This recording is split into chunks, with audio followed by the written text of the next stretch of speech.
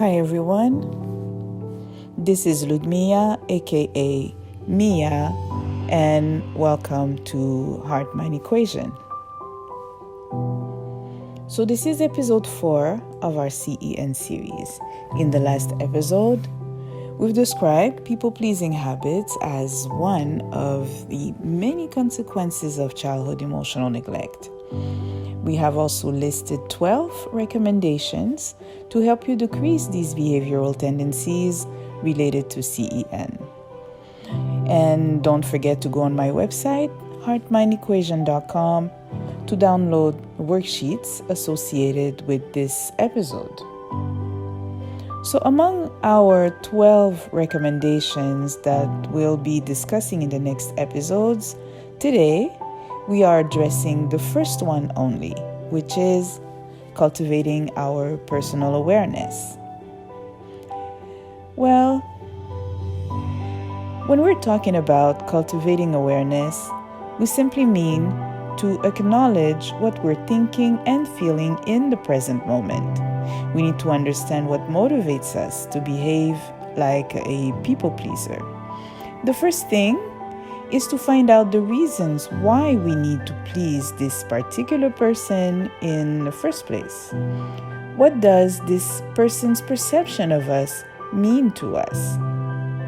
It could also be a group of people that we want acceptance from or want to impress, etc. What is our emotional need at this moment? Is it acceptance, appreciation, recognition from this particular person, the need to be liked by everyone, or simply the need to feel needed? And what do we fear about the people's displeasure of our behavior? Is it fear of rejection, disappointing others, fear of judgment, or fear of conflict? Well, basically, our healing process always starts with awareness, with the answers to these questions. I can take myself as an example. So you see, from my childhood years until not earlier than 10 years ago, I always tend to put people's needs first, disregarding my own needs and emotions. I was doing everything I knew was going to make them or keep them happy, as if it was my job to keep everyone happy, especially in my immediate family. Back then, I used to put a smile on my face, even when I felt like crying. At times, I used to feel angry, resentful, or depleted, especially when people would take time and energy from me that I did not have to give. I was mad at everyone who requested or expected anything from me, yet I would still deliver. Well, knowing that I had to take responsibility for my behavioral reactions to please people, I had come up with an excuse to justify myself to myself. So I have convinced myself of not being a selfish person, as I'm always thinking of everyone else. But the reality is much different. In fact, people-pleasing is selfish, because it is mostly centered on how can I make people like me. When my self-awareness inquiring journey started about 2 decades ago, I was able to answer those questions about my people-pleasing habits. To make a long story short, my reasons for explaining my people-pleasing syndrome actually go all the way back to my childhood.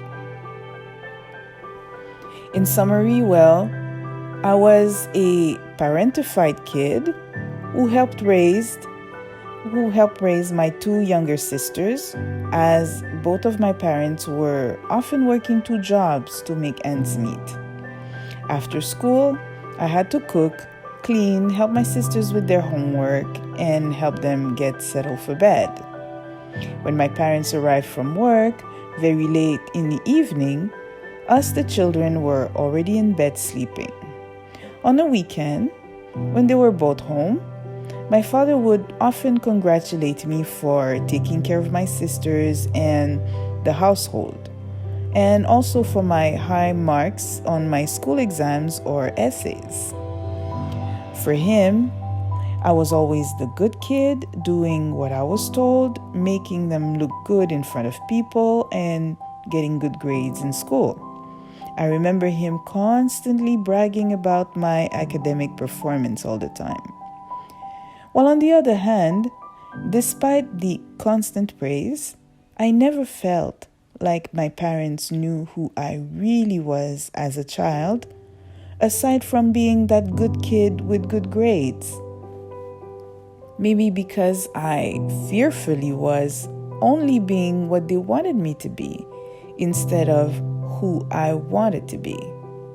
In fact, I desperately wanted them to acknowledge who I really was instead of what I do, or simply showing an interest in validating who I was.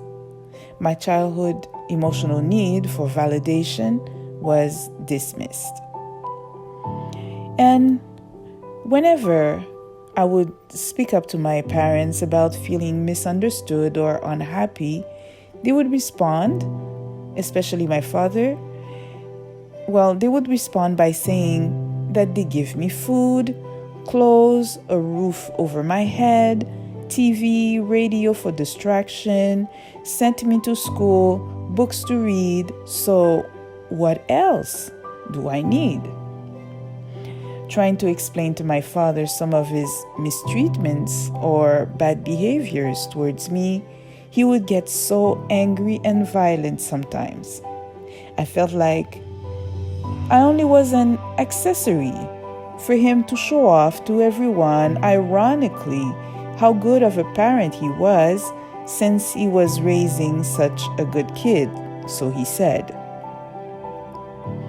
My mother, on the other hand, even if present, was rather absent. She left all the parenting jobs to my father, beside the domestic tasks, like cooking, cleaning, and taking physical care of her children. Since my parents were both workaholics by obligation and not by choice, they would feel underappreciated when we, my sisters and I, would express sadness or distress. My mother would overlook it and always redirected us towards our father. And he would be more busy talking about how he's working so hard every day and that we should be grateful instead of unhappy. Our feelings back then were often overlooked. So I quickly learned, with my immature mind at the time, that I had to acknowledge my parents' feelings and desires before my own. So I did my best to be an obedient kid, living up to their expectations. And this is when my people-pleasing behaviors really started. So cultivating awareness for me helped me understand my people-pleasing habit. I found out later in life that I do have those childhood unmet emotional needs for validation and appreciation for who I was rather than for what I do. I always felt those fears of disappointing others, blame and criticism, and most of all, the fears of judgment and rejection from others. Today, every time I'm put in a position where I tend to be a people pleaser, I ask myself these 6 simple questions. Question number 1. What am I thinking and feeling right now that makes me want to please this particular person or this group of people? Question number 2. What limiting beliefs result from these previous thoughts and emotions. Number 3, why am I afraid of not pleasing this person? What fears get triggered? Number 4, what are my emotional needs in this present moment? Number 5, who will benefit the most from this people-pleasing outcome? Is it me, the other person only, or will it be a win-win outcome? And question number 6, what is the best thing that can happen if I am true to myself instead of pleasing this person unwillingly? Well, you see, the answers to question number 1 and 2 mostly reflect the main reasons why we engage in people-pleasing behaviors in the first place. So I take my case as an example to question number 1 and 2, which is to acknowledge my thoughts, feelings, and limiting beliefs. So, usually for me, in those cases, those thoughts are negative ones, like, what does he or she think of me right now? How does he or she perceive me right now?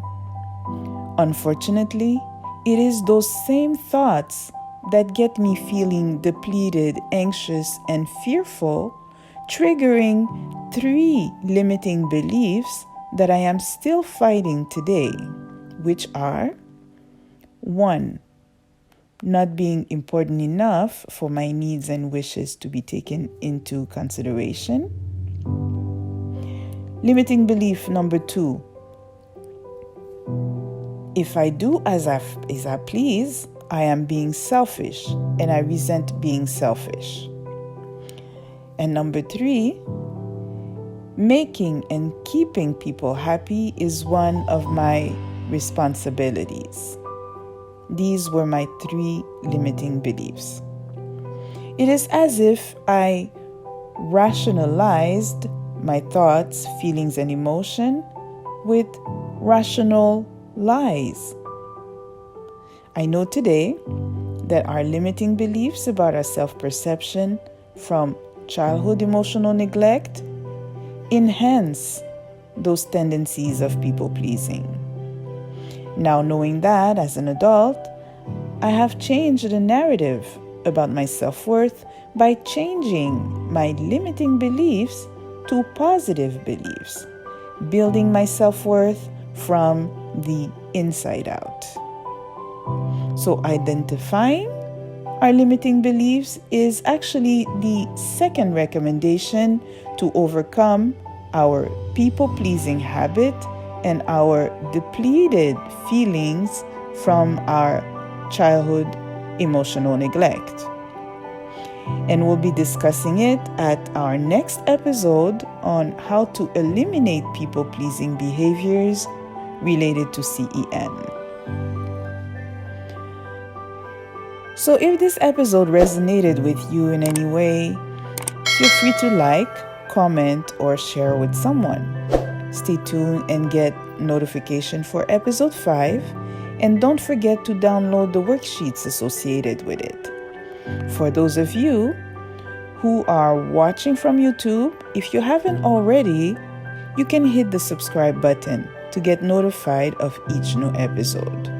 Or better yet, follow me on Facebook, Instagram, or simply on my website, heartmindequation.com, to unlock hidden potentials.